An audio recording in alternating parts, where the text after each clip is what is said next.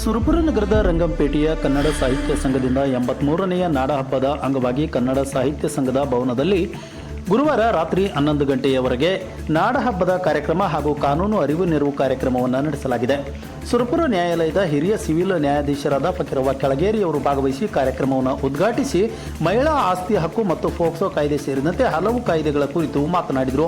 ಕಾರ್ಯಕ್ರಮದ ಅಧ್ಯಕ್ಷತೆಯನ್ನು ಸಿದ್ದಮ್ಮ ಚಿಂತಿಯವರು ವಹಿಸಿದ್ರು. ಜೊತೆಗೆ ಮುಖ್ಯ ಅತಿಥಿಗಳಾಗಿ ಸುಗುಣ ಸಪ್ಪಂಡಿಯವರು ಹಾಗೂ ಅಂಬಿಕಾ ಯನಗುಂಟಿಯವರು ಭಾಗವಹಿಸಿದ್ರು. ಜೊತೆಗೆ ಇದೇ ಸಂದರ್ಭದಲ್ಲಿ ಮಹಿಳಾ ಸಾಧಕಿಯರಾದಂಥ ಡಾಕ್ಟರ್ ಸುವರ್ಣ ವಿ ನಾಯಕ್ ವೈಷ್ಣವಿ ಆಸ್ಪತ್ರೆ ದೇವಳಗುಡ್ಡ, ಮಂದಾಕಿನಿ ರುದ್ರಸ್ವಾಮಿ ಮಠ ಪ್ರಭಾರಿ ಪ್ರಧಾನ ಗುರುಗಳು ಕೆಪಿಎಸ್ ಶಾಲೆ ರಂಗಂಪೇಟೆ ಹಾಗೂ ಕುಮಾರಿ ಬಸಮ್ಮ ಕುಂಬಾರ ಸಂಗೀತ ಶಿಕ್ಷಕಿ ಹಾಗೂ ಕೆಪಿಎಸ್ ರಂಗಂಪೇಟೆ, ಜೊತೆಗೆ ಪಾರ್ವತಿ ದೇಸಾಯಿ ಸಾಹಿತಿಗಳು ಕೆಂಬಾವಿ ಇವರುಗಳನ್ನು ವಿಶೇಷವಾಗಿ ಸನ್ಮಾನಿಸಿ ಗೌರವಿಸಲಾಯಿತು. ಇನ್ನು ಕಾರ್ಯಕ್ರಮದಲ್ಲಿ ಶರಣೆ ಕಾಶಿಬಾಯಿ ತಾಯಿ ಹೇಮರೆಡ್ಡಿ ಮಲ್ಲಮ್ಮ ಮಂದಿರ ತಾಳಿಕೋಟೆ ಇವರು ಮಹಿಳೆಯರ ಮೇಲಿನ ದೌರ್ಜನ್ಯ ಮತ್ತು ನಿರ್ಮೂಲನೆ ಕುರಿತು ಮಾತನಾಡಿದ್ದಾರೆ.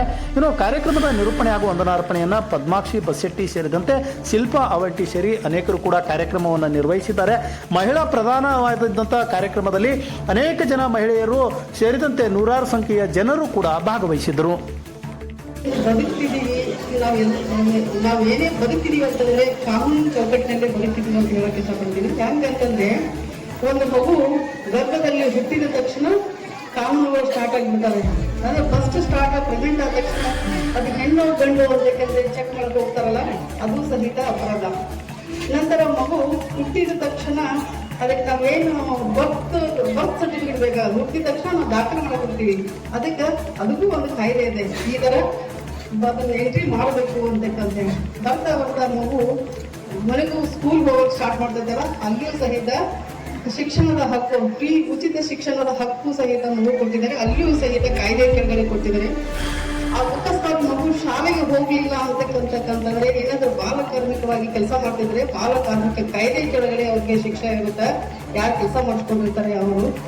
ಮಗು ದೊಡ್ಡದಾಗ್ತಾ ಅಕಸ್ಮಾತ್ ಚೈಲ್ಡ್ ಇದ್ದಾಗ ಏನಾದರೂ ಅಪರಾಧಗಳನ್ನು ಮಾಡಿದರೆ ಅದಕ್ಕೂ ಸಹಿತ ಜೂನಿಯರ್ ಜಸ್ಟಿಸ್ ಕೆಳಗಡೆ ಮಗುವಿನ ಕೆಲಸ ಮಾಡಿಸ್ಕೊಂಡ್ರೆ ಅಲ್ಲಿಯೂ ಅಪರಾಧ ಇರುತ್ತೆ. ಮಗು ಅಪರಾಧ ಮಾಡಿದ್ರೆ ಅವ್ರಿಗೂ ಶಿಕ್ಷೆ ಆಗುತ್ತೆ.